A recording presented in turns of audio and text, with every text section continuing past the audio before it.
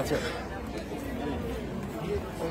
নতুন নগরে এক নান্দনিক বাতাস মোড়া বাদ মাগরিব, এবিসি টিভির কুইজ শো জোপার্ডি। সৌম্য অ্যালেক্স ট্রিবেক প্রশ্ন ছুড়ে দিলেন, the Asian country was liberated in 1971। তীরন্দাজের মতো তরুণী উত্তর দেয়, বাংলাদেশ। নিউ ইয়র্কে দেশ নিয়ে আমার গর্বিত হওয়ার সূত্রপাতে চোখের ভেতর থেকে বেরিয়ে এলো 55,000 বর্গ মাইল।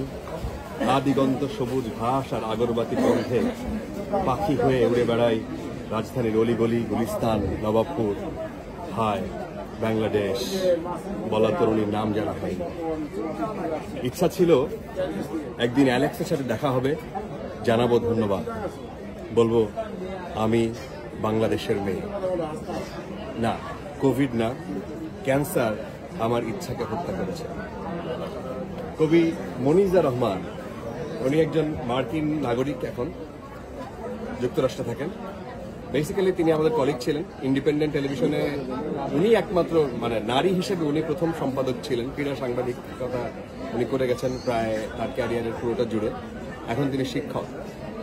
তার অনেকগুলো বই আছে, তার এই কবিতার বই এই প্রথম। আমি ভাবলাম যে এটা সংগ্রহ না করলে আমার অন্যায় হয়ে যাবে, অপূর্ণ থেকে যাবে। এই যে একজন, উনি কবিতার সবগুলো বই কিনে নিচ্ছেন, সব। জলধি প্রকাশনী, তার এইটা হচ্ছে তার গল্পের বই, তার সমস্ত কিছু গল্পের বই। এইটা হচ্ছে গল্পের বই, তার উপন্যাস, এই সবগুলো কি আপনাদের এখান থেকে বের হচ্ছে? না, অন্য তার আরো 15-16টা বই আছে। উনি ছোট গল্প লেখেন। উনি হচ্ছেন, আপনাদের এই দুটা শুধু আপনাদের এখানে।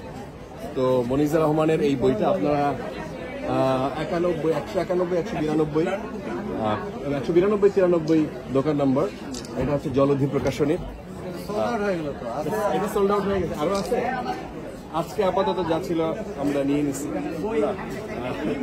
তো আপার জন্য শুভকামনা। আর আপনারা যারা কবিতা ভালোবাসেন তারা অ্যাটলিস্ট তার এই ইয়েগুলো আপনারা দেখতে পারেন। আমার ভালো লাগে কি, কথার ভঙ্গিতে যে গল্প, যেই লেখা আপনাকে উজ্জীবিত করে, আপনাকে একটা ছবির মধ্যে নিয়ে যায়। আমার সেই ধরনের লেখা খুব পছন্দ। এই মানুষটার সেই গুণটা আছেন, উনি যা লেখেন সেটা চোখে ভাসাইতে পারি, আমরা কল্পনার জগতে ভাসতে পারি। আপনার জন্য শুভকামনা, আপনাদের সবার জন্য শুভকামনা, এবং এইখানে এসে এই বই সংগ্রহ করার জন্য অনুরোধ থাকবে।